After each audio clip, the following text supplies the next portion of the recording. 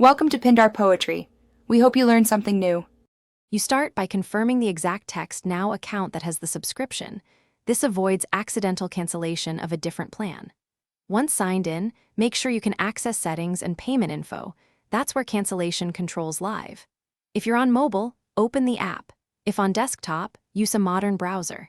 Keep your password or 2FA ready so you don't get stalled. Now locate the menu icon and tap Account or Settings to begin the cancellation flow. You now navigate to billing or subscriptions inside account settings. This lists active plans and renewal dates so you know what you're canceling. Once you see the active plan, tap Manage or the plan name to reveal options. Textnow may show Cancel, Turn off Auto-Renew, or Restore Purchase.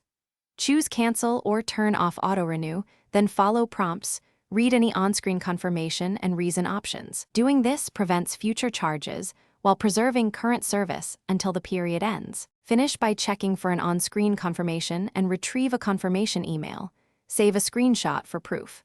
Once done, verify the auto-renew status changed to off and note your service end date so you're not billed.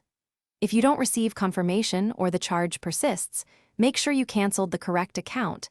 Then contact Textnow support with your account email, last 4 digits of payment, and a screenshot. That evidence speeds resolution if a charge dispute becomes. Thanks for watching. Consider subscribing if we helped you.